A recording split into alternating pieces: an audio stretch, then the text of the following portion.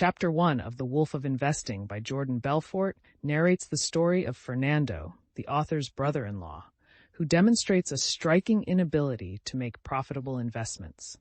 Despite being in a stable market, Fernando manages to lose 97% of his equity, dropping his account balance from over $100,000 to a mere $3,000. Belfort attributes Fernando's catastrophic losses to his poor timing and lack of strategy, which involved frequent buying high and selling low. The chapter opens in Fernando's luxurious Buenos Aires apartment, where Belfort is examining Fernando's brokerage statements. The analysis reveals Fernando's repeated failures in trading, contrasting with a stable period in the markets he invested in, the stock and cryptocurrency markets. Despite the S&P 500 and Bitcoin experiencing only minor decreases, Fernando's account plummets drastically. Fernando's early trading successes falsely inflated his confidence, leading to increased and riskier trading activities. His losses are further aggravated by his day trading approach, marked by frequent buying and selling based on short-term fluctuations. Belfort points out that Fernando's losses could have been a result of his reactionary trading style and lack of long-term strategy. As Belfort interacts with Fernando and his wife Gordita, he uncovers the psychological and emotional aspects of their investment journey. Fernando, though successful in other areas of life, demonstrates a lack of understanding and discipline in trading, while Gordita struggles to comprehend their financial downfall. Belfort's narrative also touches upon the broader theme of the common mistakes made by amateur investors, emphasizing the pitfalls of short-term trading and the lure of quick profits. He contrasts this with the idea of long-term investment strategies, which are more likely to yield positive returns. Overall, Chapter 1 sets the stage for the book's exploration of investment strategies and psychology, using Fernando's story as a cautionary tale about the dangers of uninformed and impulsive trading. Chapter 2 of the book delves into the complexities of investment decisions, particularly the dilemma faced by amateur investors like Fernando and Gordita. The chapter opens with Fernando's profound yet seemingly simple question about whether to sell his failing investments. The narrator, an experienced investor, reflects on the common mistakes made by amateur investors, notably the influence of the initial purchase price on the decision to sell an asset. The chapter provides a detailed account of Fernando's investment portfolio, which is largely comprised of unsuccessful stocks, cryptocurrencies, referred to as shitcoins, and unappealing non-fungible tokens, referred to as NFTs. The initial investment of around $100,000 has dwindled to a mere $3,000, presenting Fernando and Gordita with a critical decision: to sell or not to sell their remaining investments. The differing opinions between Fernando, who prefers holding on to the investments in hopes of a rebound, and Gordita, who wants to sell everything and start afresh, highlight the emotional and practical considerations in investment decision-making. The narrator emphasizes the importance of understanding why an investment makes sense, rather than merely following trends or tips. This understanding helps in breaking free from destructive patterns like short-term aggressive trading or following unreliable advice. The chapter also critiques the common strategy of holding on to losing investments to avoid realizing losses and selling winning investments to secure gains. This approach, while emotionally comforting, is fundamentally flawed, as it leads to a portfolio of only losing investments. Using examples and analogies, the narrator explains key investment concepts such as the law of supply and demand, intrinsic value, and different investment strategies like value investing and momentum trading. The chapter argues that investment decisions should be based on rational analysis rather than emotional responses to market fluctuations. In conclusion, the chapter advises investors to reevaluate their reasons for purchasing a stock when considering whether to sell it. If the original rationale for the investment no longer holds, it might be prudent to sell, regardless of the loss incurred. This decision-making process should be informed by a clear understanding of market dynamics and personal investment goals. Chapter 3 of The Great American Bubble Machine is a passionate critique of Goldman Sachs and Wall Street's broader system of greed and corruption, as seen through the eyes of the self-described Wolf of Wall Street. The chapter opens with the author's reaction to a Rolling Stone article by Matt Taibbi, which harshly condemns Goldman Sachs, likening the bank to a giant vampire squid.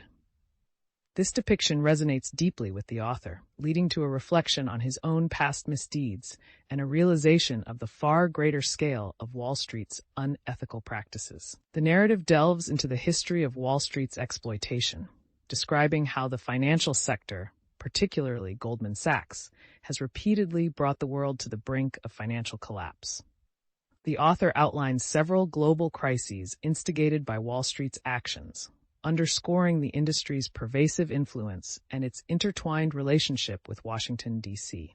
This connection, according to the author, allows financial institutions to operate with near total impunity. The chapter also touches on the 2008 financial crisis, portraying a dramatic scenario where Wall Street's greed nearly led to a total economic collapse. This section highlights the bailout of Wall Street by U.S. taxpayers and the lack of accountability or gratitude from the financial sector. The author then compares Wall Street's behavior to cancer, suggesting that the financial system's unchecked growth and exploitation are akin to a deadly disease. Despite the efforts of movements like Occupy Wall Street, the author notes the persistence of the status quo due to Wall Street's power and political connections. In conclusion, the author, while acknowledging the United States' current economic challenges, expresses optimism about the country's resilience and entrepreneurial spirit. He advises readers to focus on lawful wealth accumulation and investment strategies, promising to share his insights in the remainder of the book. The chapter closes by acknowledging the eventual dispersal of the Occupy Wall Street movement, partially due to police intervention. Chapter 4 of the book provides a historical overview of Wall Street, drawing an analogy between its operations and the fictional world of The Matrix. The chapter likens the manipulative nature of Wall Street to the control exerted by the machines in the movie, suggesting that Wall Street, in collusion with Washington and financial media, exploits the general public for profit. The chapter traces the origins of Wall Street back to the 1600s in colonial America, starting with a street built for defense in Manhattan. Wall Street evolved from a trading post to the heart of American finance. The narrative highlights key moments, such as the Buttonwood Agreement of 1792, which laid the foundation for the New York Stock Exchange, NYSE. This agreement, made by a group of New York's influential merchants and brokers, effectively monopolized the market by controlling stock trades and commissions, leading to practices that favored the wealthy insiders. The chapter also examines the role of key figures in the development of Wall Street, including J.P. Morgan and the innovative minds behind the Dow Jones Industrial Average, Charles Dow and Edward Jones. It describes how the Dow provided a simple way to gauge the stock market's performance, which was crucial during America's transformation into an industrial powerhouse. The narrative then delves into the Roaring Twenties, a period marked by booming economic growth and the mass participation of average investors in the stock market. It highlights the risks of buying stocks on margin, a practice that allowed investors to purchase stocks with borrowed funds, significantly magnifying both gains and losses. The chapter culminates in the Wall Street crash of 1929, detailing how excessive speculation, margin buying, and lack of regulation led to the stock market's collapse. It describes the catastrophic impact of the crash, including the Great Depression, and concludes with the establishment of the Securities and Exchange Commission (SEC) in 1934, an effort to regulate the stock market and restore public trust. Throughout, the chapter criticizes Wall Street's exploitative practices, drawing parallels to the oppressive systems depicted in The Matrix, and underscores the cyclical nature of financial booms and busts facilitated by Wall Street's practices.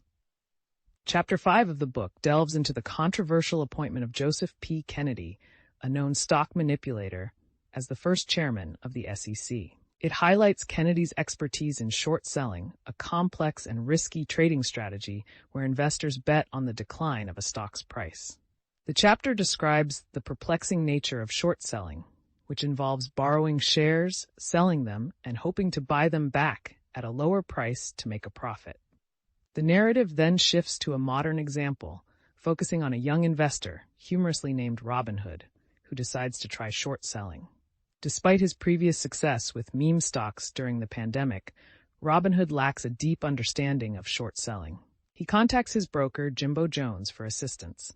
Jimbo, despite recognizing the risks and the young investor's naivety, decides to facilitate the short sale, primarily motivated by potential commissions. The stock chosen for shorting is GameStop, a company already heavily shorted by other investors.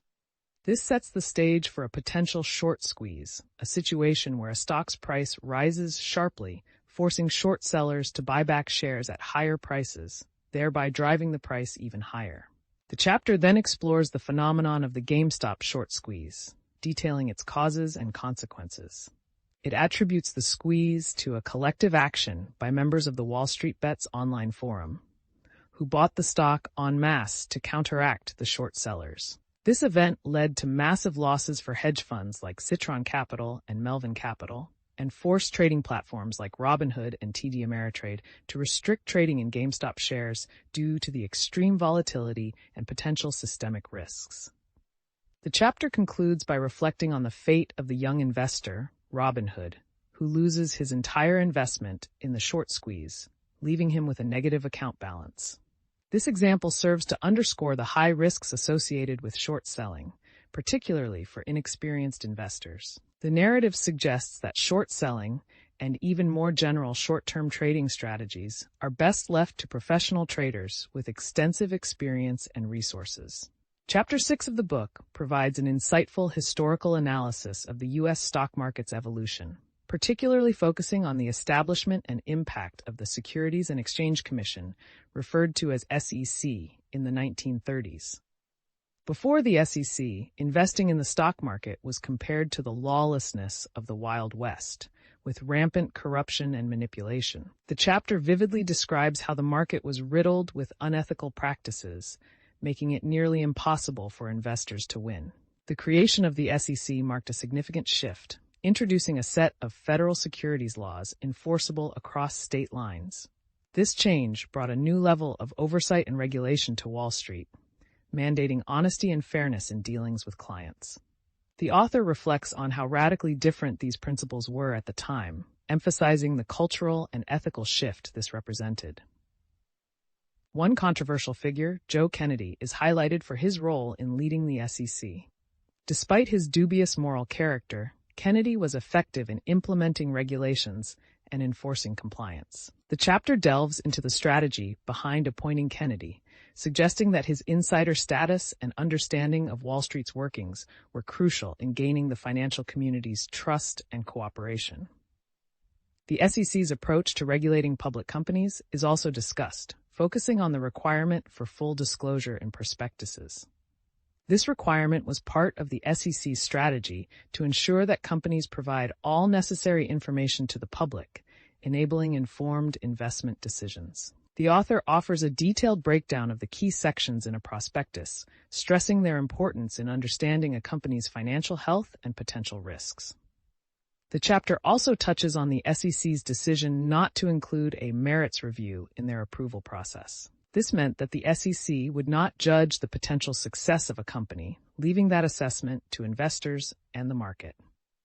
This decision is portrayed as vital in creating an environment conducive to capital formation and investment growth.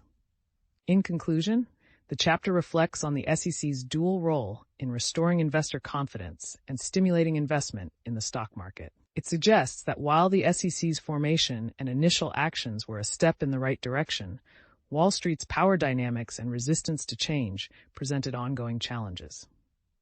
The narrative implies that, despite regulatory advancements, the inherent complexities and ethical dilemmas of financial markets continue to pose significant challenges.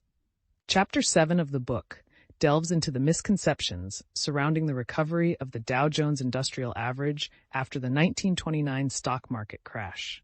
The author initially presents a widely believed statistic that the Dow took over 25 years to recover from its pre-crash high. This belief is based on the assumption that the Dow only surpassed its 1929 high in 1954. The author, however, reveals that this is a misconception based on incomplete understanding and analysis. The chapter explains that the true recovery of the Dow was much quicker, taking only about 7 years. The author argues that several factors need to be considered for a more accurate picture: the impact of deflation, dividends paid, and the makeup of the Dow. Impact of deflation. The Great Depression saw significant deflation, which means that even if the Dow's nominal value did not reach its pre-crash high, its real value, adjusted for deflation, was much higher. Impact of dividends. Dividends paid by companies in the Dow significantly contributed to the total return of the index. The chapter illustrates this with the example of IBM, showing how reinvested dividends can drastically increase investment returns over time. The Dow's makeup, the composition of the Dow itself, can significantly impact its performance. The author discusses the example of IBM, which was added and then removed from the Dow. Had IBM not been removed, the Dow's performance would have been much better. The chapter also criticizes the Dow Jones Industrial Average as an inaccurate benchmark for the broader U.S. stock market, highlighting its limitations such as a small sample size, a focus on industrial companies, and the method of calculating the index. The author argues for the superiority of market capitalization-weighted indices like the S&P 500.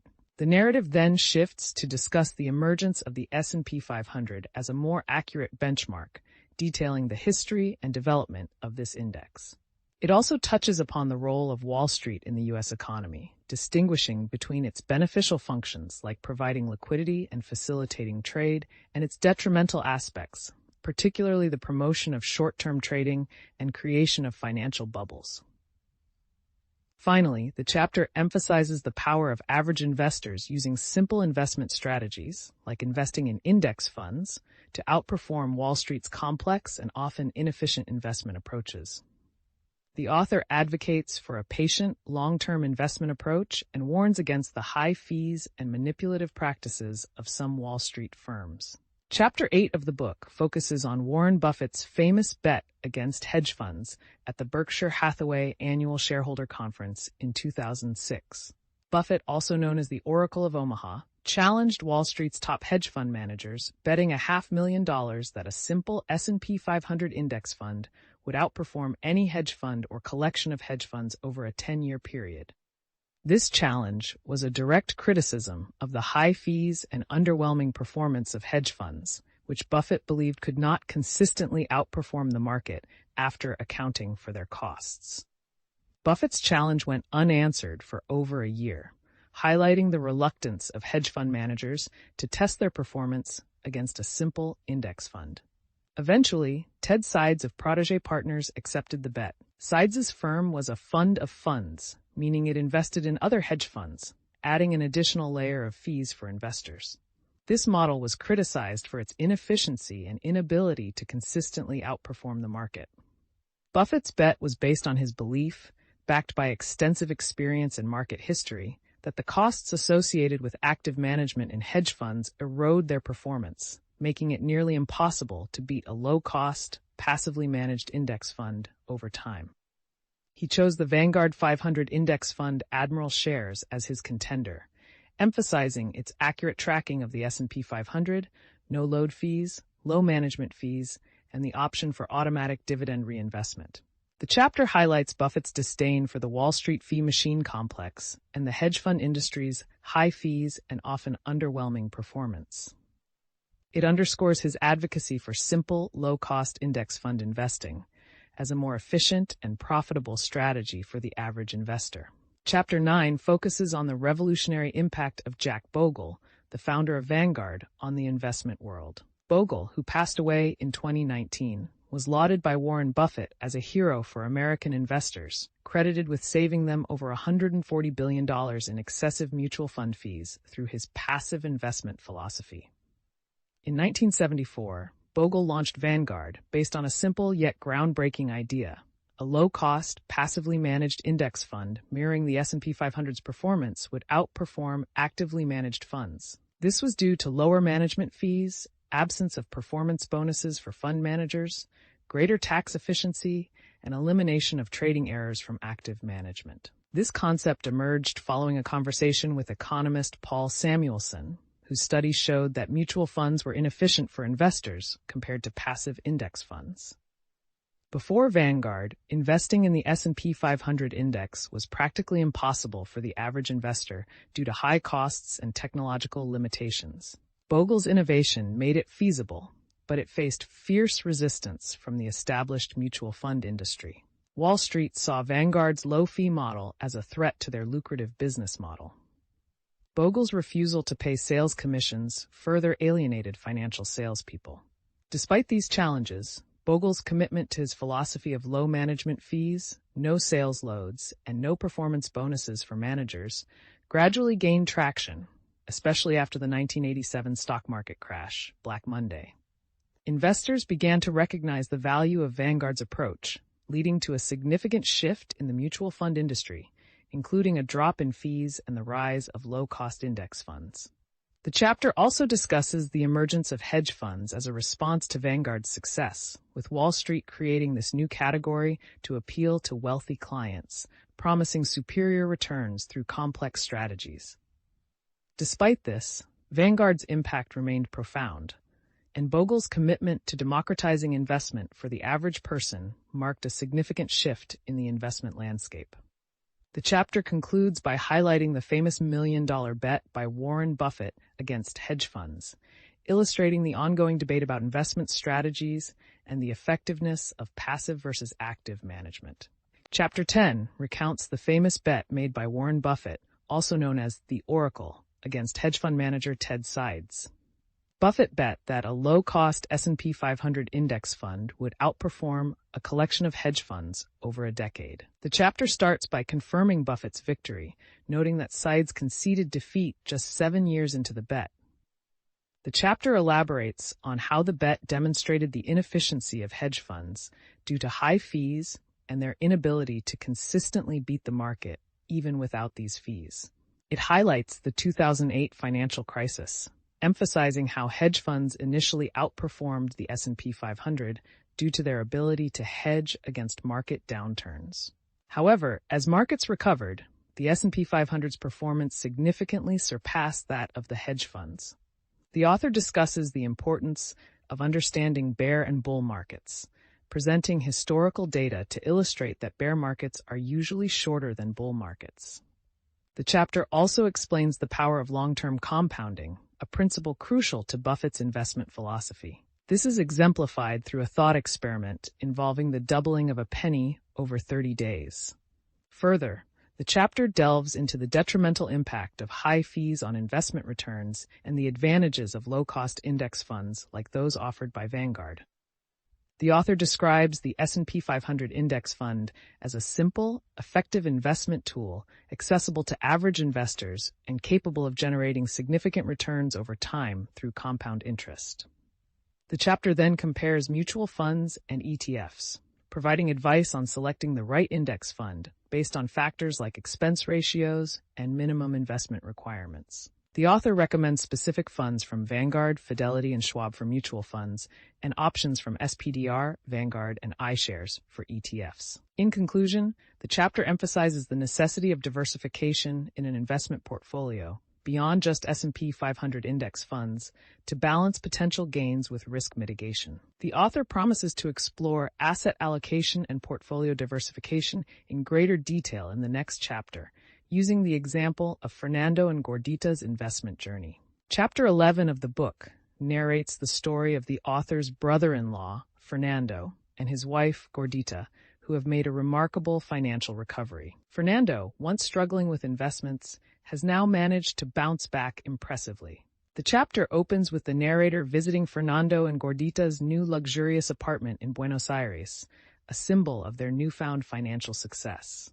Here, the narrator discusses investment strategies with them, emphasizing the superiority of investing in large companies like those in the S&P 500 over high-quality bonds. The narrator explains the concept of modern portfolio theory, referred to as MPT, introduced by Nobel Prize-winning economist Howard Markowitz. MPT, based on the idea of diversification and risk management, suggests that an investor's portfolio should include a mix of different asset classes to mitigate risk and optimize returns. The narrator cautions Fernando against putting all his capital into an S&P 500 index fund, stressing the importance of diversification and explaining the roles of stocks and bonds in a balanced portfolio. Despite this advice, Fernando impulsively decides to invest all his money in the S&P 500. The narrator then engages in a more detailed explanation of MPT, discussing the balance between risk and return and the need to adjust the portfolio's asset allocation based on one's age, goals, risk tolerance, and financial situation. He recommends a mix of 80% stocks and 20% bonds for Fernando and Gordita, considering their specific circumstances. The chapter also delves into the complexities of managing investments in an inflationary environment like Argentina and highlights the practicalities of setting aside emergency funds. The narrator suggests using Vanguard for their investments due to its simplicity and cost-effectiveness. In the latter part of the chapter, the discussion turns to a more speculative investment strategy called base trading. This involves taking advantage of the natural fluctuations in stock prices by maintaining a long-term position while making short-term trades. The narrator outlines the steps and considerations necessary for successful base trading, but also warns about the risks and challenges involved, emphasizing that this approach should form only a small part of a well-diversified investment strategy. The chapter concludes with the narrator preparing to educate Fernando and Gordita about the dangers posed by the manipulative strategies of the Wall Street fee machine complex, promising to show them how to protect themselves in the next chapter. Chapter 12 delves into the deceptive practices and misinformation prevalent in the financial industry, particularly on Wall Street. The author categorizes the sources of misleading financial advice into 5 main groups: cable TV, financial news and propaganda networks, newspapers and magazines, social media financial influencers, stockbrokers and financial planners, and financial seminar gurus. The first group includes networks like CNBC and Bloomberg News, which, despite offering some legitimate financial news, often mix in sensational entertainment and infotainment that can mislead average investors. The author specifically criticizes Jim Cramer's show for its rapid and confusing shifts in financial advice, which can be harmful to uninformed viewers. Newspapers and magazines are described as a double-edged sword, providing some useful information, but often influenced by the need to attract readers and advertisers, leading to sensational and sometimes misleading financial advice. Social media is rife with financial influencers who often make outlandish and unsubstantiated claims about investment opportunities. The author warns readers to be wary of these influencers and their too-good-to-be-true promises. Stockbrokers and financial planners are often driven by commission-based incentives, which can lead to advice that benefits them more than their clients. The author advises caution and due diligence when dealing with these professionals, emphasizing the importance of understanding their motivations and the products they recommend. Lastly, the author critiques financial seminar gurus who sell trading systems and strategies that are usually ineffective and costly. These gurus often promise high returns with low risk, which is misleading and can lead to significant financial losses for their clients. In conclusion, the author urges readers to be cautious and informed when navigating the financial world, emphasizing that there are no shortcuts to wealth and warning against the seductive allure of seemingly easy money-making schemes. The key message is to remain vigilant, do thorough research, and approach financial advice with a healthy dose of skepticism.